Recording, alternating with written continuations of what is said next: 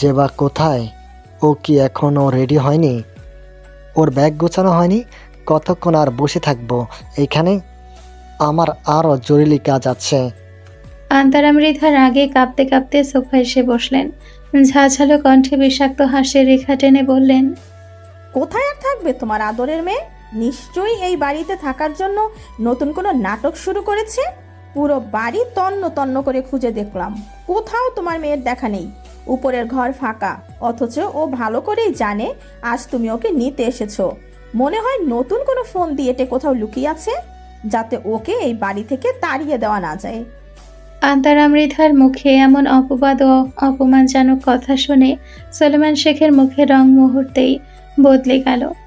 তিনি একজন ব্যবসায়ী, সমাজে তার একটা আলাদা প্রতিপত্তি আছে। নিজের চোখের সামনে নিজের মেয়ের এমন নির্লজ্জ আচরণ করবে, এটা তার পিতৃসুলভ আত্মসম্মানে প্রচণ্ড এবং মারাত্মক আঘাত করল। রাগে লজ্জায় ওনার কানের লতি লাল হয়ে উঠল। তিনি সোফায় হেলান দিয়ে বসে থাকা আরিশান মৃধার দিকে তাকালেন। আরিশান মৃধা তখনও ফোনে স্ক্রল করতে করতে অত্যন্ত শান্ত ও নির্বিকার ভঙ্গিতে বসেছিলেন, যেন চারপাশের এই নাটকের সাথে তার কোনো সম্পর্ক নেই। সলেমান শেখ একটা গলা খাকারে দিয়ে গম্ভীর অপরাধ বোধে ম্লান ক্ষুব্ধ স্বরে বললেন, আরিশান, আমি সত্যি লজ্জিত, এমন দুঃখিত। একজন বাবা হিসাবে আজ আমার মাথা হেট হয়ে গেছে। সব কিছু ভুলে ওর সমস্ত অবাধ্যতা আর পাগলামি মার্জনা করে নিজের ঘরে মেয়েকে ফিরিয়ে নিতে এসেছিলাম আজ। ভেবেছিলাম মেয়েটা হয়তো এতদিনে কিছুটা পরিণত হয়েছে, নিজের ভুলটা বুঝতে পেরেছে।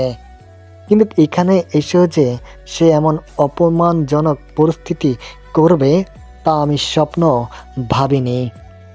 আরিশান মৃধা ফোন থেকে মুখ না তুলেই জবাব দিলেন, ইটস ওকে। ছোট মানুষ হয়তো আবেগের বশে আবার সেই একই ভুল করে বসেছে। আমি দেখছি এই ব্যাপারটা। আরিশান মৃধার কথায় সলেমান শেখ সোফা ছেড়ে সশব্দে উঠে দাঁড়ালেন। তিনি আরিশান মৃধার নিকট এক পা এগিয়ে গিয়ে বললেন, তবুও মেয়েকে ভালো শিক্ষা দিতে না পারার জন্য, তাকে একজন ভদ্র পরিবারের সন্তানদের মতো যজ্ঞ করে গড়ে তুলতে না পারার জন্য তুমি আমাকে ক্ষমা করে দিও আরিশান। একজন বাবা হিসাবে আজ আমি সত্যি পুরোপুরি ব্যর্থ। আমি তাকে শাসন করতে পারিনি, তারই খেসারত সমাজ আর তোমার সামনে দিতে হচ্ছে। আরিশান মৃধা সোফায় হেলান দিয়ে শান্তভাবে বসে সলেমান শেখের কথাগুলো শুনছিলেন। মুখের অভিব্যক্তি একদম শান্ত, বিন্দুমাত্র বিচলিত হতে দেখা গেল না তাকে। টেবিলে রাখা কফির কাপ থেকে একটা মৃদু চুমুক দিয়ে তিনি সলেমান শেখের দিকে তাকালেন, কিন্তু কোনো প্রতিক্রিয়া বা মন্তব্য করলেন না। ওনার এই মৌনতা যেন সলেমান শেখকে ভেতরে ভেতরে এক ধরনের অপরাধবোধে জর্জরিত করলেন। তিনি মেয়ের উপর রাগ নিয়ে তাকে উদ্দেশ্য করে বলে ওঠেন, জেবা নামক আমার কোনো মেয়ে ছিল বা আছে, আজ থেকে আমি আমার মন থেকে, জীবন থেকে মুছে ফেললাম। সে আমার জন্য মৃত, মেয়েটা আমার জন্য পদে পদে ধুলোয় মিশিয়েছে, আমার মাথা সমাজের সামনে নিচু করিয়েছে। এখন আবার বাবার বয়সী পুরুষের সংসারে তৃতীয় পক্ষ হয়ে থাকতে চাচ্ছে। এসব ভাবলেই তো ঘৃণা হয় আমার। এত বড় নির্লজ্জ মেয়ে আমি জন্ম দিইনি, যার ন্যূনতম আত্মসম্মান বলতে কিছুই নেই। সলেমান শেখ আন্তারা মৃধা আর আরিশান মৃধার দিকে তাকিয়ে তর্জনী উঁচিয়ে বললেন, বাকিটা তোমরা ভালোই বুঝো। এই মেয়েকে তোমরা যা করার তাই করবে। I don't care. যদি পারো গাড় ধাক্কা দিয়ে বের করে দাও, আমার কোনো আপত্তি নেই। আমি গেলাম। সলেমান শেখ আর এক মুহূর্ত সেখানে দাঁড়ালেন না। ওনার আত্মসম্মানের এতটাই আঘাত হয়েছিল যে তিনি মেয়ের খোঁজে একবার উপরে যাওয়ার প্রয়োজনও মনে করলেন না। হন হন করে ড্রয়িং রুম পেরিয়ে সদর দরজা দিয়ে বাড়ি থেকে বেরিয়ে গেলেন। ওনার গাড়ি স্টার্ট নেওয়ার কর্কশ শব্দটা ড্রয়িং রুম অবধি ভেসে এলো। সলেমান শেখ চলে যাওয়ার পর বিশাল ঘরটা এক ভারী থমথমে নিস্তব্ধতায় ভরে উঠল। এই নিস্তব্ধতা ভেঙে আন্তারা মৃধা এবার নিজের ভেতরে জমে থাকা সবটুকু বিষ উগরে দিতে শুরু করলেন। তিনি এতক্ষণ সোলেমান শেখের সামনে কিছুটা সংযত থাকার ভান করেছিলেন, কিন্তু এখন আর কোনো বাধা রইল না। আরিশান মৃধার দিকে এগিয়ে এলেন তিনি। চোখ দুটো সরু হয়ে উঠল। তীক্ষ্ণ ও চড়া গলায় রেগে বললেন, দেখেছ আরিশান, মেয়েটার সাহস কত বড়! একটা বাবার বয়সী লোকের সঙ্গে থাকার জন্য কি জঘন্য পাগলামিটাই না করছে।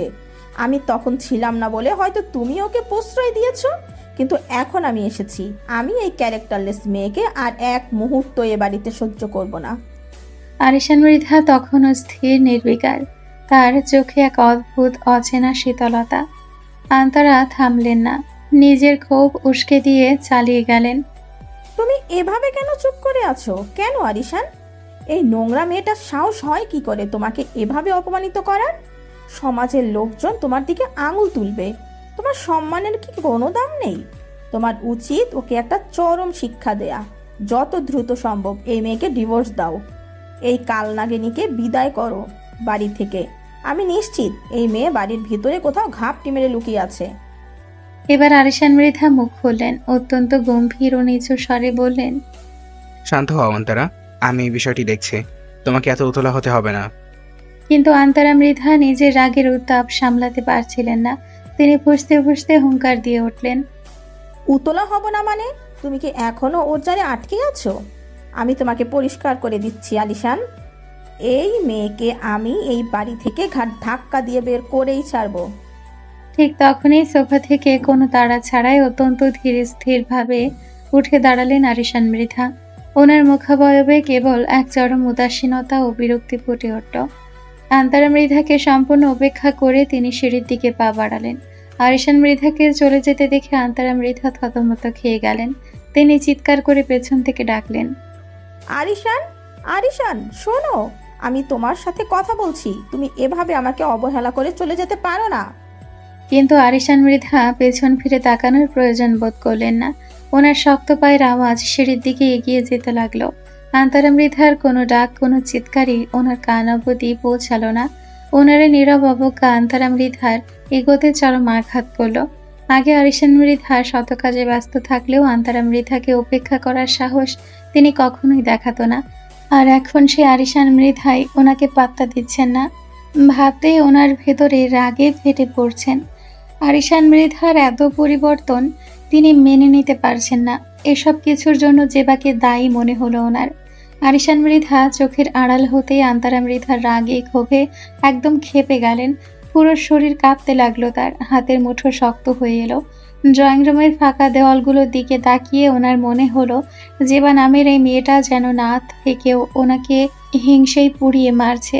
সোফায় বসে পড়ে আন্তারা মৃধা নিজের দিকে তাকিয়ে দাঁতে দাঁত চেপে বিড়বিড় করে বলতে লাগলেন, এত বড় সাহস! আমার কথা এভাবে এড়িয়ে চলে গেল। ওই সাধারণ বাচ্চা মেয়েটার জন্য আরিশান আজ আমাকে অবহেলা করছে। তার চোখ দুটো হিংস্রতায় চকচক করে উঠল। গলার স্বর আরো নিচু কিন্তু বিষাক্ত হয়ে এলো। নিজেকে নিজে শোনানোর মতো করে বললেন, তোমার জীবন থেকে যেভাবেই হোক ওই মেয়েকে আমার সরাতেই হবে আরিশান। তা সে যে পথেই হোক না কেন, নয়তো নয়তো আমার এত বছরের গড়ে তোলা সব প্ল্যান এক নিমিষে শেষ হয়ে যাবে। এত সহজে আমি আমার রাজত্ব অন্য কারো হাতে ছেড়ে দিতে পারি না। এই জেবাকে, এই বাড়ি, এই সংসার এবং তোমার জীবন থেকে চিরতরে মুছে ফেলবো আমি। ক্রোধের এক তীব্র জ্বলন বুকে চেপে আন্তারা মৃধা সোফা ছেড়ে উঠে দাঁড়ালেন। ড্রয়িং রুমের গুমোট বাতাস যেন ওনার দম আটকে দিয়েছিল। মাথার ভেতর জেবাকে সরানোর হাজারটা কুটিল বুদ্ধি অনবরত ঘুরপাক খাচ্ছিল। নিজেকে কিছুটা শান্ত করতে এবং এই থমথমে পরিবেশ থেকে সাময়িক মুক্তি পেতে তিনি ধীর পায়ে রান্নাঘরের দিকে চলে গেলেন। এই মুহূর্তে এক কাপ কড়া কফি ওনার এই উত্তপ্ত মস্তিষ্ককে কিছুটা হলেও স্বস্তি দিতে পারবে। ঠিক তখনই সদর দরজা গলিয়ে ক্লান্তি ভরা পায়ে বাড়ির ভেতর প্রবেশ করলো সারিম। আজকের দিনটা ওর ওপর দিয়ে প্রচণ্ড ঝড়ের মতো বয়ে গেছে। শিক্ষা বোর্ডের গুরুত্বপূর্ণ মিটিং, একের পর এক ফাইলপত্র ঘাটাঘাটি আর মানসিক ধকল, সব মিলিয়ে সে বড্ড ক্লান্ত। শার্টের ওপরে দুটো বোতাম আলগোছে খোলা, টাইটা কিছুটা ঢিলে করে গলায় ঝুলিয়ে রেখেছে সে। ক্ষণে ক্ষণে এক একটা দীর্ঘশ্বাস ওর বুক ছেড়ে বেরিয়ে আসছিল। আজ সারাদিনের কাজের ব্যস্ততার মাঝে ওর মনের এক কোণে অনবরত খচখচ করছিল দুপুরে সে অদ্ভুত ঘটনাটা। অরি কেন কোনো কারণ ছাড়া ওকে ওভাবে পরপর 6টা চড় মারল, সেই হিসাব সে হাজার ভেবেও মেলাতে পারেনি। বুক জুড়ে এক অদ্ভুত শূন্যতা আর তীব্র ব্যাকুলতা নিয়ে সে সিঁড়ি বেয়ে ওপরের দিকে উঠতে লাগলো। সিঁড়ি ভাঙতে ভাঙতে সারিম ক্লান্ত শরীরে নিজের ঘরে গিয়ে একা একা বিশ্রাম নেওয়ার বিন্দুমাত্র ইচ্ছে ওর নেই। ওর মন, ওর সমস্ত সত্তা আজ তীব্রভাবে চন্দ্রিমাকে চাইছে। বইয়ের ওপর অভিমান বা রাগ কোনোটাই ওর মনে টিকতে পারল না, বরং এক অজানা আশঙ্কায় বুকটা কাঁপছিল। সে সোজা পা বাড়ালো 3 তলার দিকে, অরির রুমে। ধীর পায়ে করিডোর পার হয়ে অরির রুমের সামনে এসে দাঁড়ালো সারিম। দরজাটা ভেতর থেকে বন্ধ। সারিম ক্ষণকাল দরজার দিকে তাকিয়ে রইল, তারপর হাত তুলে দরজায় করাঘাত করলো। নিস্তব্ধ করিডরে ঝড়ের মতো শোনালো সেই শব্দ। ভেতরে কোনো সাড়া শব্দ না পেয়ে সে আবারও একটু জোরে করাঘাত করলো। হঠাৎ সোফায় নিথর হয়ে বসে থাকা অরি দরজার আওয়াজে চমকে উঠল। চশমার আড়াল থেকে ও ঝাপসা চোখ দুটো দরজার দিকে নিবদ্ধ হলো। এ সময় আবার কি এসেছে তা দেখার জন্য সে সোফা ছেড়ে উঠে দাঁড়ালো এবং ধীর পায়ে দরজার দিকে এগিয়ে এলো। লকটা ঘুরিয়ে দরজা সামান্য ফাঁক করতে অরির চোখের সামনে ভেসে উঠল সারিমের সে চেনা অবয়ব। লোকটা চোখ মুখে ক্লান্তির স্পষ্ট ছাপ, চুলগুলো উস্কো খুস্কো। সারিমকে দেখা মাত্র অরির বুকের ভেতরটা মোচড় দিয়ে উঠল। দুপুরে সে বিষাক্ত স্মৃতিটা আবার উলটপালট করে দিল ওর ভেতরটা। কোনো কথা না বলে, এক মুহূর্ত সময় নষ্ট না করে অরি অত্যন্ত কঠোরভাবে ডাইরেক্ট সারিমের মুখের ওপর ধড়াম করে দরজাটা লাগিয়ে দিল এবং সঙ্গে সঙ্গেই ভেতর থেকে লক করা শব্দ হলো। সারিম একদম আশ্চর্য হয়ে গেল। দরজার সামনে মূর্তির মতো দাঁড়িয়ে রইল সে। বউটা আজকে ওর সঙ্গে এমন বিহেভিয়ার কেন করছে তা কোনোভাবেই ওর মাথায় ঢুকছে না। মেয়েটার দিকে তাকালে একসময় শান্ত নদীর মতো মনে হতো, সে মেয়ে আজ এতটা রুক্ষ, এতটা অশান্ত কিভাবে হয়ে গেল? সারিম দরজার বাইরে থেকে আবার ব্যাকুল হয়ে করাঘাত করতে লাগলো। দরজায় হাত চাপড়ে সে কিছুটা চড়া অথচ অনুনয় ভরা গলায় বলল, চন্দ্রিমা, চন্দ্রিমা, প্লিজ দরজাটা খোলো। কি হয়েছে তোমার বউ? অন্তত বলো আমাকে। এভাবে মুখের উপর দরজা বন্ধ করে দিলে আমি কিভাবে বুঝবো? ভেতর থেকে কোনো উত্তর এলো না। অরি দরজার পিঠে পিঠ ঠেকিয়ে দাঁড়িয়ে রইল। 2 হাত দিয়ে নিজের মুখটা চেপে ধরলো যাতে ভেতরে রুপছে আসা কান্নার শব্দ বাইরে না যায়। সারিমার কোনো উপায় না পেয়ে দরজার গায়ে কপাল ঠেকিয়ে অত্যন্ত নরম ও অপরাধী গলায় বলল, যদি কিছু ভুল করে থাকি তবে রিয়েলি সরি বউ, আই এম সো সরি। দরজাটা খোলো না। জান, কি হয়েছে বলবে তো আমায়? তুমি যা শাস্তি দেবে আমি হাসিমুখে মাথা পেতে নেব। দরকার হলে দোষ না করে হলেও তোমার সব শাস্তি আমি মেনে নেব। তো প্লিজ এমন নিঝুম হয়ে থেকো না। শোনো, দরজাটা একবার খোলো। দরজার ওপাশে থাকা অরি সারিমের এসব আকুতি ভালোবাসা মাখা কথা শুনে কেন যেন নিজেকে ঠিক রাখতে পারছিল না। ওনার কণ্ঠের ওই ক্লান্তি আর ব্যাকুলতা অরির বুকের ভেতর এক তীব্র ভাঙচুর চালাচ্ছিল। ওর অবচেতন মন, দুর্বল হৃদয় বারবার সায় দিচ্ছিল। দরজাটা খুলে দে অরি। দরজাটা খুলে লোকটার বুকে জড়িয়ে ধরে নিজের সব অভিমান, সব কান্না উগড়ে দে। লোকটাকে নিজের করে আঁকড়ে ধর। কিন্তু ঠিক পরক্ষণে অরির ভেতরের ঘুমিয়ে থাকা বিবেক আর আত্মসম্মানবোধ সজাগ হয়ে উঠল। এক কঠোর চাবুক মেরে ওর মনকে বোঝালো, না অরি, ভুলিস না তুই ওর জীবনের প্রথম নারী নোস। তুই কেবলই এক অপশনাল চরিত্র, একটা প্রয়োজন মাত্র। সারিম তোকে একটা প্রয়োজন মনে করে এখন এই মিথ্যে প্রেম দেখাচ্ছে। নিজের শূন্যতা, অতীতের শূন্যতা ঢাকতে তোকে সে খেলনা বানিয়েছে। নিজের ভেতরের এই তীব্র দ্বন্দ্ব, আত্মসম্মান আর ভালোবাসার লড়াইয়ের কাছে অরি শেষমেশ হেরে গেল। সে নিজের মনকে শক্ত পাথরে রূপান্তর করলো। চোখে জলগুলো গড়িয়ে গাল বেয়ে নিচে পড়ে গেল। তাও সে হাত বাড়িয়ে দরজাটা আর খুলল না। বাইরে দাঁড়িয়ে সারিম আরও বেশ কিছুক্ষণ দরজায় থাকালো, অনুনয় করলো, ডাকলো, কিন্তু ওপাশ থেকে কেবল এক বুক ফাটানো নীরবতা ছাড়া আর কিছুই প্রতিধ্বনিত হলো না। একসময় সারিমের সব চেষ্টা ব্যর্থ হলো। বুক ভরা একরাশ হতাশা, ক্লান্তি আর গভীর কষ্ট নিয়ে সে দরজার সামনে থেকে ধীর পায়ে সরে এলো। বাইরে থেকে সারিমের কোনো সারা শব্দ না পেয়ে অরি বুঝতে পারল যে সারিম চলে গেছে। করিডোরটা আবার আগের মতো নিস্তব্ধ হয়ে গেছে। অরি আস্তে আস্তে দরজা থেকে সরে এসে মেঝের ওপর ধপ করে বসে পড়ল। লোকটা চলে যেতে ওর বুকের ভেতরটা কেমন যেন খা খা করে উঠল, যেন এক বিশাল শূন্যতা ওকে চারপাশ থেকে গ্রাস করে নিচ্ছে। সারিম দোতলায় এসে নিজের রুমে না গিয়ে ডাইরেক্ট বাবার রুমে ঢুকে গেল। আরিশান মৃধা তখন ঘরের সোফায় বসেছিলেন আর ল্যাপটপে জরুরি কিছু কাজ করছিলেন। সারিমকে রুমে ঢুকতে দেখে উনি না দেখার ভান করে নিজের কাজে মগ্ন রইলেন। সারিম একরাশ ক্লান্তি নিয়ে সোফায় গিয়ে ধপ করে হেলান দিয়ে শুয়ে পড়ল। ঠিক এমন সময় আন্তরা মৃধা আরিশান মৃধার জন্য নিজ হাতে এক কাপ কফি বানিয়ে ঘরে আনলেন। দরজার দিকে তাকিয়ে আন্তরা মৃধাকে ঘরে প্রবেশ করতে দেখে সারিমের বড্ড বিরক্ত লাগলো। দুনিয়াতে মনে হয় সারিমই একমাত্র ছেলে যার কিনা নিজের জন্মদাত্রী মাকে দেখলে এমন চরম বিরক্ত লাগে। আন্তরা মৃধা আরিশান মৃধার টেবিলের পাশে কফির মগটা নামিয়ে রেখে ধীর পায়ে সারিমের পাশে সোফায় এসে বসলেন। ছেলের ফ্যাকাশে মুখের দিকে তাকিয়ে তিনি অত্যন্ত মায়া দেখিয়ে ওর মাথাটাতে হাত বোলাতে গেলেন। সারিম ওনার হাতটা সরিয়ে দিল না, চুপচাপ বাধা না দিয়ে শুয়ে রইল। আন্তরা মৃধা অত্যন্ত নরম গলায় সারিমকে জিজ্ঞেস করলেন, তোমাকে বেশ ক্লান্ত দেখাচ্ছে সারিম, প্রচুর কাজ ছিল বুঝি আজ? সারিম চোখ বন্ধ রেখে আলতো করে মাথা নাড়ল। আন্তরা মৃধার এবার ছেলের জন্য সত্যি একটু মায়া হলো। তিনি সোফা ছেড়ে উঠে দাঁড়ালেন এবং বললেন, তুমি একটু বসো, আমি তোমার জন্য রান্নাঘর থেকে এক গ্লাস ঠান্ডা শরবত বানিয়ে আনছি। তবে ঘর থেকে যাওয়ার আগে তিনি একবার আরিশান মৃধার দিকে তাকালেন। আরিশান মৃধা তখন ল্যাপটপ থেকে চোখ সরিয়ে কফির মগে একটা চুমুক দিচ্ছিলেন। ওনাকে ওভাবে দেখে আন্তরা মৃধার ঠোঁটের কোণে একটা বাঁকা কুটিল হাসি রেখা ফুটে উঠল। মনে ওনার এখন কোন শয়তানি বুদ্ধির জাল চলছে তা বোঝার উপায় কারণেই। আন্তরা মৃধা ঘর থেকে বেরিয়ে যেতে সারিম সোফায় ঝটপট উঠে বসলো। বাবার দিকে তাকিয়ে উপহাসের সুরে বলল, অভিনয়ে 100-তে 300 মহিলা, অস্কার দেওয়া উচিত। আরিশান মৃধা ছেলের কথা শুনে হালকা হাসলেন। ল্যাপটপটা সামান্য নামিয়ে রেখে বললেন, তুমি দিবে অস্কার? সারিম মুখটা কুচকে তাচ্ছিল্য ভরে বলল, আমারও তো ঢাকা পড়েনি। কুটনি বেডিকে পকেটে টাকা খরচ করে রিনা খানের অভিনয়ের জন্য অস্কার দেব। আরিশান মৃধা ছেলের মুখে এমন ডায়লগ শুনে আবার একটু হাসলেন। এরপর কিছুক্ষণ রুমে এক গম্ভীর নীরবতা বিরাজ করলো।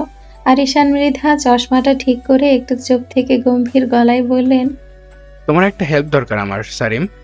সারিম আরিশান মৃধার সামনের টেবিল থেকে ওনার কফির মগটাকে নিজের দিকে টেনে নিল। তাতে একটা বড় চুমুক দিয়ে ওনার দিকে তাকিয়ে জিজ্ঞাসা করলো, কিরকম হেল্প? আরিশান মৃধা সোজা ছেলের চোখের দিকে চেয়ে অত্যন্ত নিরাসক্ত অথচ স্পষ্ট গলায় বললেন, তোমার মাকে আজকে রাতটা আমার থেকে দূরে রাখতে হবে। সারিম কফির মগ হাতে নিয়ে মুহূর্তের জন্য স্তব্ধ হয়ে গেল। অবাক চোখে বাবার দিকে তাকিয়ে কিছু একটা ভাবতেই চট করে পুরো বিষয়টা ওর উর্বর মাথায় ঢুকে গেল। সে ওনার দিকে এক চতুর্দৃষ্টিতে তাকিয়ে ফোড়ন কেটে বলল, বয়স দেখো একবার। আরিশান মৃধা বিন্দু মাত্র লজ্জিত না হয়ে কঠোর গলায় বললেন, আই ডোন্ট কেয়ার। সারিম কফির মগটা টেবিলে নামিয়ে রেখে বাঁকা হেসে বলল, যে বা তোমার থেকে অনেক ভালো ছেলে ডিজার্ভ করে। একে তো বুড়ো লোক, তার উপর আরেকটা বুড়ো বউ সহ দামড়া ছেলে আছে। আরিশান মৃধা ছেলের এই খোঁচায় ভেতরে ভেতরে কিছুটা চটে গেলেন। তিনি সোফায় একটু টান টান হয়ে বসে কঠোর গলায় বললেন, বিয়ে দেওয়ার সময় তখন মনে ছিল না, এখন ওসব বলে আমাকে জেলাস ফিল করানো ট্রাই করছো? সারিম হুট করে শব্দ করে হেসে উঠল। ওনার দিকে তাকিয়ে বলল, জেলাসে? তাও তোমার সঙ্গে? You are joking man. By the way, শুনলাম তোমার বউয়ের একটা এক্স ছিল আগে। সে এখনো জেবাকে পছন্দ করে।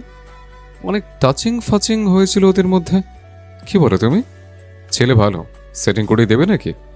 টাচিং ফাচিং শব্দটা শোনা মাত্রই আরিশান মৃধার পুরো অবয়ব রাগে একদম থমথমে আর কঠোর হয়ে উঠল।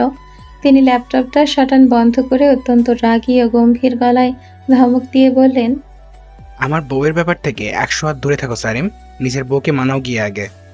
সারিম এবার নিজের বইয়ের কথা শুনে বাবার উপর পাল্টা দোষ চাপিয়ে ক্ষোভের সরে বলল, আমার বউটাকে আমার বজ্জাত বানানোর পেছনে সবচেয়ে বড় অবদান তোমার। তুমি আমার বউকে অতিরিক্ত পড়াশোনা করিয়ে নষ্ট করে দিয়েছ। দোয়া করি তোমার বউ যেন তোমার রোমান্সে বাধা দেওয়ার জন্য হলেও পড়তে বসে, তখন বুঝবে এর স্বাদ কতটুকু। আরিশান মৃধা ছেলের এই মরিয়া ভাব দেখে ওনার রাগী ভাবটা সামলে নিয়ে একচিলতে উপহাসের হাসি হাসলেন। অত্যন্ত তীক্ষ্ণ গলায় বললেন, নিজের ব্যর্থতাকে পড়াশোনার দায়ে চাপিয়ে দিচ্ছ? তা বলছো না কেন যে তুমি ব্যর্থ? সারিম এবার একটু চুপ হয়ে গেল। আরিশান মৃধার এই একটা কথায় যেন তীরের মতো ওর বুকে এসে বিঁধল। মনের ভেতর এক তীব্র খটকা লাগলো। আসলেই কি এটা ওর নিজেরই ব্যর্থতা? অরিকে নিজের মনের কথা বোঝাতে না পারাটা কি ওরই অক্ষমতা? আরিশান মৃধা ছেলেকে ওভাবে হঠাৎ চুপ হয়ে চিন্তিত হতে দেখে সুযোগ বুঝে আরেকটু খোঁচা দিয়ে বলে উঠলেন, তুমি রিয়ালিটি মাইনে নাও সারিম, তুমি ব্যর্থ। আমাকে হারবাল দেওয়ার আগে নিজেকে একবার দিয়ে দেখো। সারিম এবার আর নিজের ইগো সামলাতে পারল না। সোফায় টানটান হয়ে বসে আঙ্গুল উঁচিয়ে বলল, এই বাবা, মুখ সামলে কথা বলে বলছি। তুমি জানো আমি কে? আরিশান মৃধা অত্যন্ত নির্বিকার ভঙ্গিতে জবাব দিলেন। ঘোড়ার ডিম তুমি। সারিম যেন আকাশ থেকে বলল, নিজের বুকে হাত দিয়ে চরম অবাক হওয়ার ভান করে বলল, তুমি আমাকে ঘোড়ার ডিম বলতে পারলে? কোন দিক থেকে আমাকে তোমার ডিমের মতো দেখায়? এত হ্যান্ডসাম একটা ছেলেকে ডিমের সঙ্গে তুলনা? পাপ হবে তোমার, পাপ। আরিশান মৃধা আর কিছু বললেন না। এ ছেলেটার সঙ্গে কথা বলতে বলতে ওনার নিজের মাথাটা এবার ধরে গেছে। তিনি চশমাটা খুলে টেবিলের পাশে তাকিয়ে দেখলেন ওনার কফির মগটা একদম খালি। এতক্ষণে সারিম ওনার পুরো কফিটাই চুমুক দিয়ে শেষ করে দিয়েছে। আরিশান মৃধা ক্ষুব্ধ দৃষ্টিতে ছেলের দিকে তাকিয়ে বললেন, আমার কফি তুমি খেয়েছো? সারিম অত্যন্ত নির্লজ্জের মতো হেসে জবাব দিল। বেশ করেছে, খেয়েছে। আরিশান মৃধা আর এক মুহূর্ত সেখানে বসা প্রয়োজন মনে করলেন না। তিনি সোফা ছেড়ে উঠে দাঁড়ালেন। উনি রুম ছেড়ে বেরোতে যাবেন, ঠিক তখনই ঘরের দরজার সামনে সারিমের জন্য শরবতের গ্লাস হাতে নিয়ে প্রবেশ করলেন আন্তারা মৃধা। আরিশান মৃধাকে দ্রুত পায়ে বাইরে যেতে দেখে তিনি বেশ অবাক হলেন এবং পথ আটকে জিজ্ঞেস করলেন, কোথায় যাচ্ছ আরিশান? আরিশান মৃধা সোফায় বসে থাকা সারিমের দিকে আর চোখে একবার তাকিয়ে অত্যন্ত গম্ভীর গলায় বলে উঠলেন, নিচে যাচ্ছি, একটু প্রয়োজন আছে। সারিম তখনই সোফা থেকে চট করে উঠে ওনাদের সামনে গিয়ে দাঁড়ালো। এক মুহূর্ত সময় নষ্ট না করে সে আন্তরা মৃধার হাত থেকে শরবতের গ্লাসটা নিজের হাতে নিল এবং ওনার হাত ধরে টেনে সোফার দিকে নিয়ে গিয়ে বসালো। অত্যন্ত আদুরে গলায় ভান ধরে বলল, মা, আমার মাথাটা প্রচন্ড ব্যথা করছে, একটু হাত বলে দাও না প্লিজ। আন্তরা মৃধা ছেলের এমন আকস্মিক আবদার আর না করতে পারলেন না। তিনি সোফায় বসে সারিমের মাথায় হাত বোলাতে লাগলেন। ওদিকে আরিশান মৃধা এই সুযোগে দ্রুত পায়ে রুম ছেড়ে বেরিয়ে চলে গেলেন। আরিশান মৃধা ঘর থেকে বেরিয়ে যেতে আন্তরা মৃধার মনটা ভেতরে ভেতরে বড্ড ছটফট করতে লাগলো। ওনার সমস্ত ধ্যান জ্ঞান যেন দরজার ওপারেই চলে গেল। মনে মনে ওনার তীব্র আকুতি যাতে আরিশান মৃধা দ্রুত কাজ শেষ করে আবার ঘরে ফিরে আসে। আজকের রাতটা যেভাবেই হোক আরিশান মৃধার থেকে ওনাকে ওনার পুরনো অধিকার আদায় করেই ছাড়তে হবে। সারিম সোফায় মায়ের কোলে মাথা রেখে শুয়ে শুয়ে শরবতের গ্লাসটা মুখে তুলল। এক চুমুক শরবত মুখে নিয়ে সে অত্যন্ত বিরক্তিকর মুখভঙ্গি করে থু করে সোফার পাশে ফেলে দিল। বেশ চড়া গলায় বলল, এ কি, এটা কি বানিয়েছো মা? লবণ একদম ভরে গেছে। আন্তরা মৃধা বড্ড অবাক হলেন। ওনার কপালে চিন্তার ভাঁজ পড়ল। তিনি আমতা আমতা করে বললেন, লবণ বেশি? আমি তো শরবতটা বানানোর পরেও নিজে চেক করে দেখেছিলাম, তখন তো একদম ঠিক ছিল।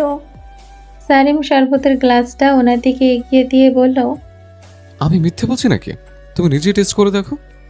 আন্তরা মৃধা আর কোনো দ্বিধা না করে সারিমের হাত থেকে গ্লাসটা নিলেন এবং টেস্ট করার জন্য বাকি শরবতটা এক ঢোক দু ঢোক করে প্রায় পুরোটাই খেয়ে নিলেন। শরবতটা গলায় নামিয়ে তিনি সারিমের দিকে তাকিয়ে ভ্রুকুচকে বললেন, সবকিছু তো একদম ঠিকঠাকই আছে সারিম, লবণ তো একদম বেশি না। সারিম এবার ঠোঁটের কোণে একটা চতুর হাসি ফুটিয়ে বলল। আমি জাস্ট মজা করেছি মা। এতে আন্তরা মৃধার বড্ড রাগ হলো। ছেলের এমন অসময়ের ফাজলামও ওনার মোটেও পছন্দ হলো না। তিনি কিছুটা বিরক্ত হয়ে ওর দিকে তাকালেন। সারিম সঙ্গে সঙ্গে নিজের কান ধরে অত্যন্ত মাসুম মুখ বানিয়ে বলল, সরি মা, আর করবো না। এই বলে সে আবার ওনার কোলে মাথা রেখে শান্ত ছেলের মতো শুয়ে পড়ল। আন্তারা মৃধা ছেলের মাথায় হাত বোলাতে বোলাতে ক্ষণে ক্ষণে আর চোখে ঘরের দরজার দিকে তাকাচ্ছিলেন। আরিশান মৃধা এতক্ষণে ফিরে আসছে কিনা তা দেখার জন্য। ওনার পুরো মনোযোগ যে দরজার দিকে। সারিম শুয়ে শুয়ে জিনিসটা খুব ভালো করে লক্ষ্য করছিল। তবে সে কোনো প্রতিক্রিয়া না দেখিয়ে চুপচাপ মায়ের কোলে মাথা দিয়ে মটকা মেরে শুয়ে থাকলো। এভাবে বেশ কিছুক্ষণ সময় কেটে যাওয়ার পর আন্তারা মৃধার মাথার ভেতরটা হঠাৎ কেমন যেন প্রচণ্ড বেগে ঘুরতে শুরু করলো। ওনার চোখের পাতা দুটো ক্রমশ ভারী হয়ে আসতে লাগলো। তিনি প্রাণপণে চেষ্টা করেও নিজের চোখের পাতা খুলে রাখতে পারছিলেন না। এক তীব্র অবশ করা ঘুমের ভারে ওনার পুরো শরীর নিস্তেজ হয়ে এলো। শরবতের মধ্যে মেশানো সেই কড়া ঘুমের ওষুধের তীব্র প্রভাবে শেষমেশ উনি সোফাতেই গভীর ঘুমিয়ে ঢলে পড়লেন। ওনার হাত দুটো সারিমের মাথা থেকে আলগা হয়ে পাশে পড়ে গেল। আন্তারা মৃধা সম্পূর্ণ অবচেতন হয়ে ঘুমিয়ে পড়তেই সারিম ওনার কোলের উপর থেকে নিজের মাথাটা তুলে বসল। মায়ের ঘুমন্ত মুখের দিকে তাকিয়ে সারিমের ঠোঁটের কোণে এক বাঁকা জয়ের হাসি ফুটে উঠল। সে অত্যন্ত ধীরস্থিরভাবে সোফা থেকে উঠে দাঁড়ালো। তারপর আন্তারা মৃধাকে আলতো করে নিজের কোলে তুলে নিল এবং অত্যন্ত সাবধানে মায়ের শরীরের সমস্ত ভার বহন করে পাশের খাটের উপর শুয়ে দিল। ওনার গায়ের উপর চাদরটা টেনে দিয়ে সারিম এক ঝটকায় শার্টের হাতাটা ঠিক করলো। আর এক মুহূর্ত সে ঘরে না দাঁড়িয়ে অত্যন্ত নিঃশব্দে রুমের লাইটটা অফ করে সে দরজা খুলে বাইরে বেরিয়ে এলো। সারিম অলস পায়ে সিঁড়ি বেয়ে নিচে নামছিল। আজকে রাতের পুরো সমীকরণটা সে নিজের মতো করে সাজিয়ে এসছে। হঠাৎ মাঝপথে ওর নজর গেল সিঁড়ির নিচের দিকে। দেখতে পেল অরি সিঁড়ি ভেঙে উপরের দিকে উঠে আসছে। সম্ভবত তৃষ্ণা পেয়েছিল বলে নিচে জল খেতে গিয়েছিল। পরনে একটা হালকা রঙের ঢিলে ঢালা শার্ট, চুলগুলো খোপা করা। সারিম অরিকে দেখা মাত্রই ওর ঠোঁটের কোণে এক চিলতে দুষ্টু হাসির রেখা ফুটে উঠল। সে ধীর পায়ে নিজের গতি কমিয়ে দিয়ে অরির পেছন পেছন হাঁটতে শুরু করলো। অরি তখনও নিজের ভাবনায় এতটাই মগ্ন ছিল যে সিঁড়ির ওপর সারিমের এই নিঃশব্দ উপস্থিতি সে বিন্দুমাত্র লক্ষ্য করেনি। সে আপন মনে উপরের দিকে উঠছিল। সারিম ওর একদম কাছাকাছি এগিয়ে এলো। অরিকে কোনো কিছু বোঝার বা রিয়াক্ট করার বিন্দুমাত্র সুযোগ না দিয়েই সে পেছন থেকে আচমকা দুই হাত বাড়িয়ে ওকে শক্ত করে একেবারে বগল দাবা করে পাজা কোলা করে তুলে নিল। হঠাৎই আকস্মিক ঝোড়ো আক্রমণে অরির চরম চমকে উঠল। সারিমকে দেখা মাত্রই দুপুরের সেই জমাট বাঁধা রাগ আর অভিমান ওর ভেতরে আবার দপ করে জ্বলে উঠল। নিজেকে সারিমের লোহার মতো শক্ত হাত থেকে ছোটানোর জন্য অনবরত পা ছুড়ে ছটফট করতে লাগলো। কিন্তু সারিম বউকে একদমই ছাড়ল না, বরং নিজের শরীরের সঙ্গে আরো শক্ত নিবিড়ভাবে জড়িয়ে ধরে সিঁড়ি বেয়ে উপরে উঠতে লাগলো। অরি নিজেকে মুক্ত করতে না পেরে এবার চরম ক্ষিপ্ত হয়ে নিজেই দুহাত মুঠো করে সারিমের পিঠে আর মাথায় ইচ্ছে মতো কিল ঘুষি মারতে শুরু করলো। রাগে ফুঁসতে ফুঁসতে বলল, ছাড়ুন আমায়, অসভ্য লোক একটা। কি করছেন কি এসব? একদম নিচে নামিয়ে রাখুন বলছি। সারিম ওর পিঠে পড়া সে নরম হাতের কিল ঘুষিগুলোকে পাত্তাই দিল না, বরং একগাল হেসে অরিকে নিয়ে সোজা নিজের রুমে এসে প্রবেশ করলো। লাথি মেরে ঘরের দরজাটা বন্ধ করে সে খটাস করে লক করে দিল। অরি ততক্ষণে রাগে কাঁপছে। সে সারিমের ওপর চোখ বড় বড় করে চেঁচিয়ে বলল, ছাড়ুন আমায়, সমস্যা কি আপনার শুনি? আমার সঙ্গে যা ইচ্ছে তাই করে বেড়াবেন আর আমি তা সহ্য করবো? একদম না, আমায় এক্ষুনি আমার রুমে যেতে দিন বলছি। সারিম কোনো কথা না বলে অরিকে নিয়ে সোজা খাটের দিকে এগিয়ে গেল। ওকে আবার আলতো করে কোলে তুলে নিয়ে বিছানায় ঠিক মাঝখানে বসিয়ে দিল। অরি ওখান থেকে উঠে যাওয়ার চেষ্টা করতেই সারিম ঝটপট নিজে মেঝের ওপর হাঁটু গেড়ে বসে পড়ল। অরি নরম ফর্সা পা দুটো নিজের দুই হাতের শক্ত মুঠোয় পুরে নিল। অরি কিছু বুঝে ওঠার আগে সারিম ওর পা দুটো নিজের গালে ছোঁয়ালো এবং সেখানে অত্যন্ত গভীর আবেশে উষ্ণ কয়েক চুমু এঁকে দিল। জেবা পিটপিট করে চোখ মেলে তাকালো। চারপাশের আবছা আলো আধারের মাঝে নিজে অবশ হয়ে আসা ইন্দ্রিয়গুলোকে সচল করার আপ্রাণ চেষ্টা করলো সে। চোখের পাতা দুটো প্রচণ্ড ভারী ঠেকছে, যেন এক যুগ ধরে সে গভীর ঘুমে তলিয়েছিল। মাথার ভেতরটা কেমন যেন হালকা ও ফাঁকা লাগছে। নিজেকে পুরোপুরি সচল করতেই জেবা আচমকা চমকে উঠল। বুকের ভেতরটা ধক করে ধাক্কা খেলো। দেখতে পেল সে কারো শক্ত ও নিরাপদ কোলের ওপর নিশ্চিন্তে ঘুমিয়ে আছে। শুধু তাই নয়, সেই লোকটা তাকে অত্যন্ত মায়াময় ঠিক ছোট্ট বাচ্চাদের মতো দুই হাতে আগলে ধরে নিজের বুকের সাথে লেপ্টে রেখে দিয়েছে। জেবা চট করে নিজের মাথাটা সামান্য উপরে তুলতেই তার চেনা অবয়বটা চোখের সামনে ভেসে উঠল। আরিশান মৃধা নিজেকে ওনার এত কাছাকাছি এভাবে ওনার কোলের উপর আবিষ্কার করে জেবা মুহূর্তের মধ্যে চরম অস্বস্তিতে পড়ে গেল। লজ্জায় সংকোচে ওর ফর্সা গাল দুটো টকটকে লাল হয়ে উঠল। আরিশান মৃধার গভীর নেশাচ্ছন্ন ও তীক্ষ্ণ চাউনি জেবার হৃদস্পন্দন এক নিমেষে শতগুণ বাড়িয়ে দিল। ওনার চোখে সেই চেনা অথচ অচেনা চাহনি দেখে জেবা কিছুটা নার্ভাস হয়ে এদিক ওদিক তাকাতে লাগলো। পরক্ষণেই জেবার ঝাপসা মগজে দুপুরের স্মৃতিগুলো এক এক করে ভিড় জমাতে লাগলো। ওর মনে পড়লো সে তো চিলেকোঠা সে অন্ধকার দমবন্ধ করা ঘরে আটকা পড়েছিল। তবে সেখান থেকে এই রুমে আরিশান মৃধার কোলে সে কিভাবে আসলো? আর বাবার কথা মনে পড়তে জেবা তীব্র আশঙ্কায় আঁতকে শিউরে উঠল। নিজেকে আরিশান মৃধার বাহুবন্ধন থেকে ছাড়িয়ে নেওয়ার আপ্রাণ চেষ্টা করতে করতে সে অত্যন্ত ব্যাকুল গলায় বলে উঠল, আঙ্কেল ছাড়ুন, বাবা বাইরে আমার জন্য অপেক্ষা করছে। আরিশান মৃধা জেবাকে ছাড়লেন না, বরং বাহুটোর আরও কিছুটা শক্ত করে নিলেন। তিনি অত্যন্ত শান্ত ও গম্ভীর গলায় বললেন, তোমার বাবা চলে গেছে জেবা। জেবা ওনার কথা বিশ্বাস করতে পারল না। সে মাথা নেড়ে ছটফট করতে করতে বলল, আপনি মিথ্যা বলছেন, বাবা আমাকে এভাবে একা ফেলে কখনোই যেতে পারেন না। আমি এক্ষুনি বাবার কাছে যাব, আমাকে ছাড়ুন।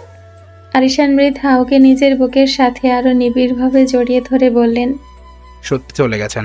উনি তোমাকে আমার কাছে সারা জীবনের জন্য রেখে গেছেন।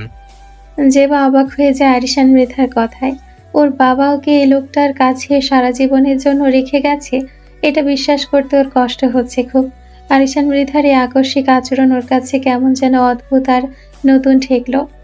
গম্ভীর প্রকৃতির এই লোকটা হুট করে ওকে এত কাছে কিভাবে টেনে নিল? অবচেতন মনে এক তীব্র ভালো লাগার সুরসুরি লাগার সাথে সাথেই একরাশ লজ্জা এসে জেবাকে আষ্টে পৃষ্ঠে ভর করল। আরিশান মৃধা জেবার চিবুক ধরে মুখটা আলতা করে উঁচিয়ে ধরলেন। ওনার চোখে চোখ পড়তেই তিনি সরাসরি জিজ্ঞেস করলেন, আমার থেকে এভাবে পালাতে চাচ্ছিলে কেন? জেবা ভীষণ নার্ভাস হয়ে গেল। ওনার এত কাছাকাছি থাকায় ওর বুক দুরু দুরু কাঁপছিল। সে চোখ নামিয়ে আমতা আমতা করে বলল, আগে আন্তারা আন্টি ছিল না, উনি ছিলেন না বলেই তো আমি আপনার জীবনে এসেছিলাম। এখন উনি আবার নিজের সংসারে ফিরে এসেছেন, তাই এখানে আমার থাকাটা বড্ড বেমানান লাগে। তাছাড়া আপনি তো আমাকে নয়, ওনাকেই ভালোবাসেন। আরিশান মৃধা কিছুক্ষণ গভীর নীরবতা পালন করলেন। জেবার চোখের ভেতরে লুকানো অভিমানটা যেন ওনার চেনা হয়ে গেল। তিনি জেবার ওষ্ঠাধরের দিকে তাকিয়ে নিচু স্বরে বললেন, যদি বলি ওকে চিরতরে ছেড়ে দেব শুধু তোমার জন্য? কথাটা শোনা মাত্রই চরম বিস্ময়ে জেবার চোখ দুটো বড় বড় হয়ে গেল। আরিশান মৃধার মুখ থেকে এমন কথা সে স্বপ্নেও আশা করেনি। জেবাকে আরো অবাক করে দিয়ে আরিশান মৃধা আচমকা ঝুঁকে ওর ফর্সা গালে টুপ করে একটা উষ্ণ চুমু এঁকে দিলেন। জেবা লজ্জায় লাল হয়ে উঠল। ওর কাছে মুহূর্তে সবকিছুই এক সুন্দর অবাস্তব স্বপ্ন মনে হচ্ছিল। জেবা কোনো মতে ওনার বুকে ঠেলে নিজেকে কিছুটা দূরে সরিয়ে অস্ফুটে বলল, আপনি প্লিজ আমাটা করবেন না, এটা ঠিক নয়। কোনটা ঠিক নয়? আপনি আপনি আমার জন্য জন্য আন্তারা আন্টিকে ছাড়বেন না প্লিজ। যদি ছেড়ে দেই তাহলে কি করবে? জেবা অত্যন্ত মায়াবী চোখে ওনার দিকে তাকিয়ে নরম গলায় বলল, আমি চাই না আমার জন্য আপনি শারিম ভাইয়া, অরি কিংবা আন্তারা আন্টি সবার চোখে খারাপ হন। আমি কারো সংসার ভেঙে নিজের সুখ করতে চাই না। কিন্তু আমার চাই। জেবা চমকে উঠল আরিশান মৃধার কথা শুনে। লোকটা আজ হঠাৎ কি হলো? এভাবে আবোল তাবোল কথা কেন বলছে? জেবা তো এখনো এসব স্বপ্নই ভেবে আসছে। আরিশান মৃধা জেবার মুখের দিকে তাকালেন। মেয়েটার মনের অবস্থা তিনি ভালোই বুঝতে পারলেন, তবে কোনো কথা আর বাড়ালেন না। ধীর হাতে জেবার কামিজের ওড়নাটা ওর গলা থেকে সরাতে গেলেন। ওনার হাতে স্পর্শ পেতে জেবা আটকে উঠে ওনাকে দুই হাত দিয়ে শক্ত করে বাধা দিল। জেবারে আকস্মিক বাধা পেয়ে আরিশান মৃধা বিরক্তিতে ভ্রু কুঁচকে নিলেন। জেবা ওনাকে দূরে ঠেলে দিচ্ছে, এটা ওনার ভালো লাগেনি। তীব্র গলায় জিজ্ঞেস করলেন, সমস্যা কি জেবা? জেবা ওনার চোখের কঠোরতা দেখে ভয় কুঁকড়ে গেল। সে কাঁপা কাঁপা গলায় বলল, এইসব ঠিক না আঙ্কেল, আন্তারা আন্টি শুনলে কষ্ট পাবে। আপনি সব আমার মন রক্ষাতে বাধ্য হয়ে করছেন, তা জানি আমি। এসব আমি কারোর মন রক্ষাতে করছি না। আরিশান মৃধা কখনো কারোরটা ভেবে দেখে না, শুধু নিজেরটা ভাবে। একদম চুপ থাকো, বাধা দেওয়ার দুঃসাহস দেখাবে না। জেবা বেচারি তখন একদম কান্না করার মতো অবস্থা। সে ওনার অতিমাত্রায় ঘনিষ্ঠতা এবং গলায় ওনার ওষ্ঠের স্পর্শ পেয়ে ভয়ে ও আড়ষ্টতায় শিউরে উঠে কেঁদে ফেলার ভঙ্গিতে বলল। আঙ্কেল, ছাড়ুন। কথাটা শোনা মাত্র আরিশান মৃধা ওর ঘাড় থেকে মুখ না তুলেই অবাধ্যের মতো জেবার কোমল গলায় ঠোঁট ছোঁয়ালেন। তপ্ত সেই গভীর পরশে জেবার চোখ দুটো অবশ্যই বুঝে এলো। আরিশান মৃধা ওনার নিচু গম্ভীর ও নিঃস্বাক্ত গলায় ওর ভুল শুধরে দিয়ে বললেন, জাস্ট কল মি হানি, নয়তো চাপার দাঁত একটাও থাকবে না বলে দিলাম। জেবা ভয় পেয়ে গেল আরিশান মৃধার হুমকিতে। কাঁপা কাঁপা কণ্ঠে সে কোনো মতে উচ্চারণ করলো, হানি। হুম। আরিশান মৃধার কণ্ঠে এক তীব্র অধিকার বোধের টান। ছাড়ুন প্লিজ, আমার অনেক পড়া বাকি, সামনে পরীক্ষা, আমাকে পড়তে হবে। পড়া শব্দটা কান অবধি পৌঁছাতে আরিশান মৃধার এতক্ষণের রোম্যান্টিক মুডটায় যেন মুহূর্তেই এক বালতি ঠান্ডা জল ঢেলে দিল জেবা। ঘাড় থেকে মুখ তুলে তিনি সোজা তাকালেন জেবা টাগর টাগর চোখের দিকে। ওনার শান্ত চোখের কোণে এবার বিরক্তি আর রাগের মিশ্রণ স্পষ্ট হয়ে উঠল। মেয়েটা ওনার এত কাছে থেকেও ওনার চেয়ে পড়াশোনাকে বেশি গুরুত্ব দিচ্ছে, এ ব্যাপারটা যেন আরিশান মৃধার একদম পছন্দ হলো না। চোখ দুটো সামান্য শুরু করে আরিশান মৃধা অত্যন্ত কঠিন ও ভারী গলায় বললেন, পড়তে হবে না আর। কেন? জেবা কিছুটা ভড়কে গিয়ে ওনার রাগী চোখের দিকে চেয়ে কাঁদো কাঁদো গলায় প্রশ্ন করলো। আরিশান মৃধা জেবার কোমরে নিজের হাত দুটোর বাঁধন আরো শক্ত করে ওকে নিজের শরীরের সাথে একদম মিশিয়ে টেনে নিলেন। রাগ ও তীব্র অধিকার বোধ মেশানো চড়া স্বরে বললেন, আমি বলছি সেজন্য, আমি আগে, পরে তোমার পড়াশোনা। যেবার আরিশান মৃধার বলা কথাটা একদম পছন্দ হলো না। সে কেন লোকটার কথা মতো চলবে? পড়াশোনায় নো কম্প্রোমাইজ। এখন এই বেচারির খুব করে মনে পড়ছে যে আবেগের বশে বিয়ে করার চক্করে পড়ে স্বামীকে যে কিছু স্পেশাল বেনিফিট দিতে হয় তা সে নিজের মানসিক চাপে বেমালুম ভুলেই গিয়েছিল। এদিকে আরিশান মৃধা জীবার এত কাছাকাছি এসে নিজের ভেতরে এক অদ্ভুত ও অস্বাভাবিক পরিবর্তন ফিল করতে লাগলেন। ওনার পুরো শরীরে হঠাৎ করে প্রচণ্ড গরম লাগতে শুরু করেছে। ঘরের এসির টেম্পারেচার একদম হাই করা, তাও ওনার কপাল বেয়ে টপ টপ করে ঘাম ঝরছে। ওনার শ্বাস প্রশ্বাস ক্রমশ ভারী ও দ্রুত হয়ে আসছে। জেবা ওনার বুকের সাথে লেগে থাকায় স্পষ্ট অনুভব করতে পারছিল যে আরিশান মৃধার শরীরটা যেন আগুনের মতো প্রচণ্ড গরম হয়ে উঠেছে। ওনার এই অস্বাভাবিক অবস্থা দেখে জেবার নিজেরও কেমন জানি রুদ্ধশ্বাস লাগছিল, সাথে এক অজানা ভয় ওর বুকটাকে কাঁপিয়ে দিচ্ছিল। হঠাৎ করে আরিশান মৃধা ওনার ভেতরে সেই তীব্র অস্বস্তি আর উত্তেজনা আর সহ্য করতে পারলেন না। তিনি যেন নিজের ওপর থেকে সমস্ত নিয়ন্ত্রণ হারিয়ে ফেললেন। অত্যন্ত অধৈর্য হয়ে তিনি নিজের গা থেকে ড্রেস খুলতে শুরু করলেন। আরিশান মৃধার এমন পাগলামি দেখে জেবা চরম আতঙ্কে আটকে উঠল। সে ওনার থেকে দূরে সরে যাওয়ার জন্য ছটফট করতে লাগলো, কিন্তু আরিশান মৃধা ওনার এক হাত দিয়ে জেবাকে লোহার খাঁচার মতো শক্ত করে লক করে বিছানার সাথে চেপে রাখলেন। ওনার ওই দানবীয় শক্তির সামনে জেবা একদম অসহায় হয়ে পড়ল। জেবার গলাটা ভয়ে শুকিয়ে একদম কাঠ হয়ে গেছে। সে কিছুটা হলেও আন্দাজ করতে পারছে যে এই মুহূর্তে এই লোকটার আচরণ মোটেও স্বাভাবিক নয়। ওনার চোখ দুটো লাল টকটকে হয়ে গেছে এবং ওনার হিতাহিত জ্ঞান বলতে কিছু নেই। জেবা ওনার হাতটা সরানোর চেষ্টা করতে করতে কান্না ভেজা গলায় বলে উঠল, আজকে না প্লিজ, হানি শুনুন না, আমার পিরিয়ড চলছে, প্লিজ আমাকে আজকে ছেড়ে দিন। কিন্তু আরিশান মৃধার কানে যেন জেবার কোনো কথাই কোনো আকুতি ঢুকছিল না। ওনার মস্তিষ্ক যেন এক তীব্র নেশা আর উত্তেজনায় অবশ হয়ে গেছে। তিনি নিজের মতো করে ড্রেস খুলতে খুলতে জেবাকে নিজের করে নিতে ব্যস্ত হয়ে পড়লেন। একসময় জেবার বুকের ওড়নাটা শক্ত করে ধরে এক টানে তিনি সেটাকে মেঝেতে ছুঁড়ে ফেলে দিলেন। জেবা চরম লজ্জায় ও আতঙ্কে দুই হাত দিয়ে নিজের বুকটা আড়াল করে আটকে দেওয়ার চেষ্টা করলো, কিন্তু আরিশান মৃধা ওনার সেই দানবীয় শক্তি দিয়ে জোর করে জেবার হাত দুটো দুদিকে সরিয়ে দিলেন। তিনি জেবার ঘাড়ে গলায় মুখ গুজে পাগলের মতো বুনো উল্লাসে আদর করতে শুরু করলেন। ওনার প্রতিটা স্পর্শে যেন এক তীব্র হিংস্রতা আর ব্যাকুলতা প্রকাশ পাচ্ছিল। জেবা আরিশান মৃধার এই চরম অনিয়ন্ত্রিত আচরণগুলো এবার আর মোটেও স্বাভাবিক ভালোবাসার বহিঃপ্রকাশ হিসেবে নিতে পারল না। সে বুঝতে পারছে আরিশান মৃধার নিশ্চয়ই কিছু একটা হয়েছে। সায়েন্সের স্টুডেন্ট হওয়াতে এবং ওনার এই অতিরিক্ত ঘাম, লাল চোখ আর অনিয়ন্ত্রিত আচরণ দেখে জেবার মনে কিছুটা খটকা লাগলো। আরিশান মৃধা হয়তো কোনোভাবে ড্রাগ অ্যাফেক্টেড হয়েছে। জেবা এই ভয়াবহ পরিস্থিতি বুঝতে পেরে দ্রুত আরিশান মৃধার কাছ থেকে সরে আসতে চাইল। সে ওনাকে ধাক্কা দিয়ে বিছানা থেকে নামার চেষ্টা করলো, তবে আরিশান মৃধা জেবাকে একটুও ছাড়লেন না, বরং এক ঝটকায় ওকে পাজা কোলে তুলে নিয়ে ওপাশের বড় বিছানায় নিয়ে ধপ করে শুয়ে দিলেন। এরপর উনি জেবার উপর নিজের শরীরের সমস্ত ভার ছেড়ে দিলেন। ওনার সেই ভারী শরীরের চাপে জেবা যেন নিঃশ্বাস নিতে পারছিল না। আরিশান মৃধার এই অনিয়ন্ত্রিত স্পর্শে জেবা এবার সত্যিই বড্ড ভয় পেয়ে গেল।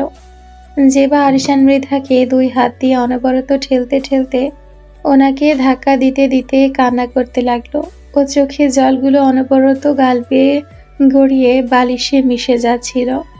জেবা ওনার বুকের উপর হাত চাপড়ে আকুতি মিনতি করে বলতে লাগলো, হানি, প্লিজ ছেড়ে দিন আমাকে। আপনি এমন করবেন না। আমি আমি বড্ড কষ্ট পাচ্ছি। প্লিজ আমাকে ছেড়ে দিন। জেবা খুব ভালো করেই জানে যে এ সময় লোকটাকে কেবল কথার মাধ্যমে ওনার ভেতরে সুপ্ত বিবেককে জাগ্রত করে হুঁশে আনতে হবে। আরিশান মৃধা কোনো হুঁশ নেই এখন। উনি ওনার নিজের আদিম খেলায় মতো। জেবা এবার আর ওনাকে সরানোর চেষ্টা না করে প্রচণ্ড কান্নাকাটি করতে করতে ওনার নাম ধরে ডাকতে লাগলো এবং ওনাকে বারবার শান্ত হতে বলল। আরিশান মৃধা যখন ওনার সেই তীব্র পাগলামির চরম শিখরে ছিলেন, ঠিক তখনই ওনার অবশ হয়ে আসা মস্তিষ্কের তীব্র অন্ধকারের মাঝে জেবা সেই করুণ কান্নার সুর ভেসে আসলো। কান্নার শব্দগুলো যেন ওনার অবশ মস্তিষ্কে এক তীব্র চাবুক মারল। ভেতরের পুরুষটা যেন মুহূর্তের জন্য থমকে গেল।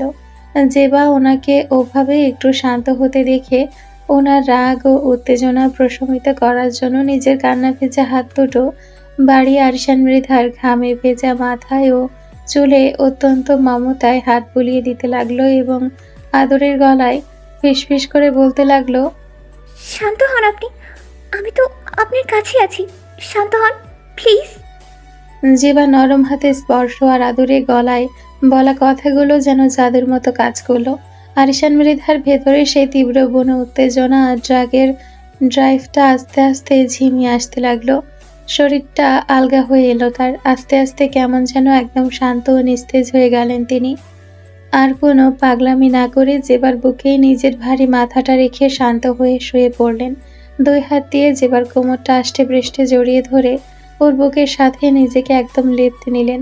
ড্রাগের কড়া প্রতিক্রিয়ার কারণে ওনার শরীরটা বড্ড ক্লান্ত হয়ে পড়েছিল, তাই জেবার বুকে নিরাপদ আশ্রয়ে মাথা রেখে তিনি আস্তে আস্তে গভীর ঘুমের দেশে তলিয়ে গেলেন। ওনার নিয়মিত ভারী শ্বাস প্রশ্বাসের শব্দ জেবার বুকে আছড়ে পড়তে লাগলো।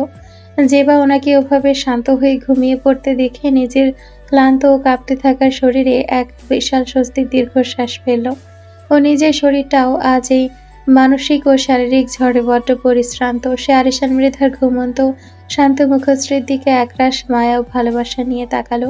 লোকটার প্রতি ওর মনে কোনো রাগ বা ক্ষোভ রইল না, বরং এক গভীর ভালোবাসায় ওর মনটা ভরে উঠল। জেবা ওনার কপালে অত্যন্ত যত্নে দুটো গভীর চুমু এঁকে দিল। তারপর ওনাকে নিজ বাহুবন্ধনে জড়িয়ে নিয়ে চোখ দুটো বুজে আস্তে আস্তে নিজেও গভীর ঘুমের দেশে তলিয়ে গেল। সারিম দুই হাত দিয়ে অরির পা দুটো নিজের গালের সঙ্গে শক্ত করে চেপে ধরে ওভাবেই বসে রইল। সারিমের এমন আকস্মিক অদ্ভুত আচরণে অরি একদম বাকরুদ্ধ হয়ে গেল। সারিমের এই রূপ, চোখের গভীর আকুলতা ওর কাছে কেমন যেন বড্ড অদ্ভুত ঠেকল। সারিম এবার অরির আরেকটু নিকটে এগিয়ে এলো। ওর পা দুটো অত্যন্ত যত্নে নিজের কোলের ওপর রাখলো। তারপর অরির হাত দুটো নিজের শক্ত হাতের মুঠোয় পুরে নিয়ে শান্ত গভীর নিঃস্বাচ্ছন্ন স্বরে জিজ্ঞেস করলো, কি হচ্ছে তোমার চন্দ্রিমা? দুপুর থেকে এভাবে মেঘলা মুখ করে আছো, মুখের উপর দরজা বন্ধ করে দিচ্ছ, এর আসল কারণটা কি? অরি নিজের ভেতরে দুর্বলতাকে আড়াল করার জন্য মুখটা অন্যদিকে ঘুরিয়ে নিয়ে অবজ্ঞার সুরে বলল, আমার আবার কি হবে? কিছুই হয়নি আমার। আপনি আগে আমার হাত ছাড়ুন। সারিম ওর হাতের মুঠো আরো কিছুটা শক্ত করে শান্ত গলায় বলল, কিছু যদি নাই হয়ে থাকে তবে বারবার দূরে সরিয়ে দেওয়ার জন্য এত ছটফট কেন করছো চন্দ্রিমা? আমাকে এভাবে নিজের থেকে দূরে সরিয়ে কেন রাখছো? অরিবা সারিমের চোখের দিকে তাকালো। ও চোখ দুটোতে কি ছিল জানা নেই অরির। সে এক চিলতে ম্লান হেসে বলল, আমরা তো সবসময় দূরেই ছিলাম সারিম, কাছে এলাম কবে আবার? আমাদের এই সম্পর্কটা তো কেবল একটা প্রয়োজন আর সামাজিকতার নামান্তর মাত্র। সারিম অরির কথা শুনে অস্থির হয়ে উঠল। সে অরির হাতের উপর আলতো চাপ দিয়ে বলল, তুমি চাইলেই কিন্তু আমাদের এই দূরত্বটুকু মুছে যাওয়া সম্ভব চন্দ্রিমা। আমি তো তৈরি, তুমি কেন পিছিয়ে যাচ্ছ? অরি সারিমের কথা শুনে নিজের ভেতরে জমে থাকা একাকিত্ব আর হীনমন্যতা উগরে দিয়ে বলল, আমার চাওয়া না চাওয়াতে এই দুনিয়ার বা আপনার জীবনের কারো কিছুই যায় আসে না। আমি কারো জীবনেই তেমন স্পেশাল কেউ নই। আমি তো কেবল একটা সাধারণ মেয়ে যে সাময়িকভাবে শূন্যতা পূরণের জন্য এসেছে। সারিম অরিকে আর বলতে দিল না। কথা মাঝপথেই থামিয়ে দিয়ে কপালে হালকা ভাঁজ ফেলে বলল, বউ, তুমি কিন্তু এখন প্রচন্ড অভিমানে অভিমানে খেলা খেলছো। কি বলছে তুমি আমার জীবনে কিছু না? তুমি আমার সব চন্দ্রিমা। আমার জীবনের সবচেয়ে সুন্দর সত্যিটা তুমি। অরি সারিমের এই মিষ্টি কথা শুনে এক তীব্র তাচ্ছিল্যের হাসি হাসলো। ও চোখ দুটো টলমলো করে উঠল অশ্রুতে। সে অত্যন্ত করুণ অথচ শক্ত গলায় বলল, মিথ্যা, একদম নিরেট মিথ্যা কথা। অরিরা কখনো কারো জীবনের সব হতে পারে না। তারা এই দুনিয়াতে আসে একা, নিজের ভাগ্য আর জীবনের সাথে লড়েও একা একা একাই বড় হয়, আর সবশেষে একদিন মরেও যায় একদম একা। তাদের জন্য কোনো চিরস্থায়ী ভালোবাসা থাকে না। সারিম অরির মুখ থেকে জীবনের এই চরম বিষাদময় দর্শন শুনে মুহূর্তের জন্য স্তব্ধ হয়ে গেল। মেয়েটার মনের ভেতর যে কতটা গভীর ক্ষত আর অভিমান জমে আছে তা ওর বুঝতে আর বাকি রইল না। কিছুক্ষণ রুমে এক থমথমে নীরবতা বজায় রেখে সারিম অত্যন্ত নরম ও অপরাধী গলায় জিজ্ঞেস করলো, আমি কি কোনো ভুল করেছি চন্দ্রিমা? আমার অজান্তে এমন কোনো কাজ কি হয়েছে যা তোমাকে কষ্ট দিয়েছে? যদি করে থাকি তবে প্লিজ বলো আমাকে। আমি তো এক্ষুনি সংশোধন করব। পুনরায় একই ভুল আর যেন কখনো না হয়, আমি সেই চেষ্টা করব। তো প্লিজ এভাবে নিজেকে গুটিয়ে নিও না। অরি সারিমের আকুল চোখের দিকে চেয়ে নিজের চোখের জলটা আটকে রাখার আপ্রাণ চেষ্টা করলো। বুক চিরে একটা দীর্ঘশ্বাস ফেলে বলল, ভুল আপনি করেননি সারিম, ভুলটা আমি করেছি। আপনাকে নিজের থেকেও বেশি বিশ্বাস করে আপনার এই মিথ্যা জালে জড়িয়ে ভুলটা আমারই ছিল। কিন্তু আমি আপনাকে এর চেয়ে বেশি কিছুই বলবো না আর। সারিম এবার কিছুটা তাড়া দিয়ে অধৈর্য গলায় বলল, তাড়াতাড়ি বলো বউ, কি লুকাচ্ছ আমার থেকে? বলতে হবে তোমাকে। স্বামীর উপর এভাবে খুব মনে চেপে রাখতে নেই, পাপ হবে, পাপ। ওকে পাপ, তবুও আমি আপনাকে কিচ্ছু বলবো না। বইয়ের অনর জেদ দেখে সারিম ঠোঁটের কোণে একরাশ ভালোবাসা মেখে আদর করে ডেকে উঠল, শোনো পাখি আমার, ফুসফুসের রানী, লিভারের ভেজাল, কলিজা আত্মা আমার, বলে দে না বাল, কি লুকাচ্ছিস আমার কাছ থেকে? তো স্বামীর উপরে একটু দয়া করো সোনা। অরি সারিমের মুখে এমন অদ্ভুত সব উপাধি শুনে বিরক্তে মুখ কুঁচকে নিল। গম্ভীর গলায় বলল, লাভ নেই, যতই পাম দেখান না কেন, এই অরির মুখ থেকে একটা শব্দ আপনি বের করতে পারবেন না। বলবো না আমি। সারিম এবার বুঝলো সোজা আঙ্গুলে ঘি উঠবে না। সে বিছানার উপর হাঁটু গেড়ে বসা থেকে এক ঝটকায় উঠে দাঁড়ালো এবং অরির একদম নিকটে বিছানার উপর দুই হাত দুদিকে রেখে ওর উপর কিছুটা ঝুঁকে এলো। চোখ দুটোতে চরম শয়তানি আর কামুক চাহনি ফুটে উঠল। অত্যন্ত ধীর ও গম্ভীর কণ্ঠে সারিম বলে উঠল, না বললে আজ বাসর করে ফেলবো, বলে দিলাম। করেন গাবাসর, তবুও আমি বলবো না। সারিম যেন এই উত্তরের অপেক্ষায় করছিল। সে নিজের চোখ দুটো সামান্য সরু করে বাঁকা হেসে বলল, তুই শিওর তো বউ? ঠিক আছে, তোর আর কিচ্ছু বলা লাগবে না, কিন্তু এবার আমার সত্যিই বাসর লাগবে। অরি সারিমের এত ঘনিষ্ঠতা দেখে মনে মনে কিছুটা নার্ভাস হলেও মুখে তা প্রকাশ না করে বলল, তা আমি কি করবো আপনার বাসর লাগলে? আমার কি ঢাকা পড়েছে? সারিমও ঠোঁটের দিকে এক দৃষ্টিতে তাকিয়ে ফিসফিস করে বলল, তোকে লাগবে চন্দ্রিমা, আমার শুধু তোকে লাগবে।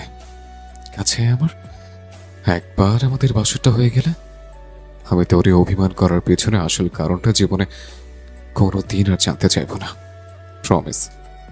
এবার আমাকে শান্তি মতো বাসর করতে দিবি জান? মগের মূল্য পাইছেন? দেবো না আমি বাসর করতে? বাসর ফাসর কিচ্ছু হবে না এখানে, এটা একদম ফাইনাল। সারিমের বা চরম অবাক হওয়ার ভান করে কপালে হাত দিয়ে বলল, এই বাটপার বউ, তুই কিন্তু এখন নিজের মত ঘুরিয়ে ফেলছিস।